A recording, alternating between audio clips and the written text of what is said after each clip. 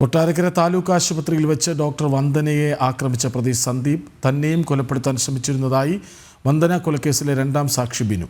കൊല്ലം additional sessions കോടതിയിൽ സാക്ഷി വിസ്താരത്തിനിടെയാണ് ബിനു മൊഴി നൽകിയത്.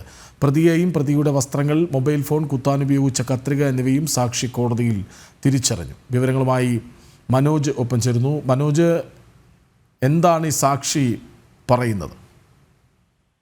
കൃഷ്ണരാജ്, കൊല്ലം അഡീഷണൽ സെഷൻസ് കോടതിയിലാണ് കഴിഞ്ഞ ദിവസം മുതൽ വിചാരണ ആരംഭിച്ചത്. കഴിഞ്ഞ ദിവസം ഒന്നാം സാക്ഷിയെ വിസ്തരിച്ചിരുന്നു. ഇന്നാണ് രണ്ടാം സാക്ഷിയെ വിസ്തരിച്ചിട്ടുള്ളത്.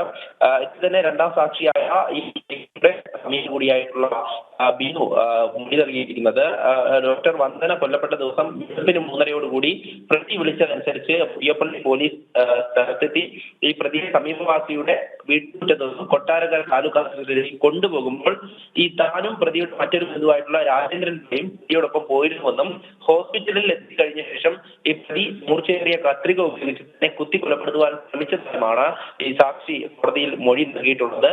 ഈ പ്രതിയെയും പ്രതിയുടെ വസ്ത്രങ്ങളെയും അതോടൊപ്പം തന്നെ മൊബൈൽ ഫോൺ, കുത്താൻ ഉപയോഗിച്ചിട്ടുള്ള കത്രിക എന്നിവയും ഈ സാക്ഷി കോടതിയിൽ തിരിച്ചറിഞ്ഞിട്ടുണ്ട്. ഈ സംഭവ കാലത്ത് പുയ്യപ്പള്ളി സ്റ്റേഷനിൽ ഹോംഗാർഡനായി ജോലി നോക്കിയിരുന്ന അൽക്കുട്ടി എന്ന് പറയുന്ന വ്യക്തി, അതായത് മൂന്നാം സാക്ഷിയെയും കോടതിയിൽ ഇന്ന് വിസ്തരിച്ചിട്ടുണ്ട്.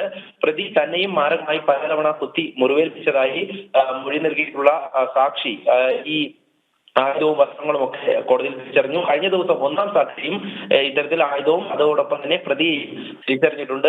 നാളെയും ഇത്തരത്തിൽ സാക്ഷി വിസ്താരം തുടരും. ആകെ 131 സാക്ഷികളുള്ള കേസിൽ ആദ്യഘട്ടത്തിൽ 50 സാക്ഷികളെയാണ് വിസ്തരിക്കുക. ഡോക്ടർ വന്ദന ദാസിനെ ആക്രമിച്ച പ്രതി സന്ദീപ് തന്നെയും കൊലപ്പെടുത്താൻ ശ്രമിച്ചിരുന്നുവെന്ന് രണ്ടാം സാക്ഷി ബിനു കോടതിയിൽ സാക്ഷി വിസ്താരത്തിനിടെ മൊഴി നൽകി. വിവരങ്ങൾ നൽകുകയായിരുന്നു മനോജ്.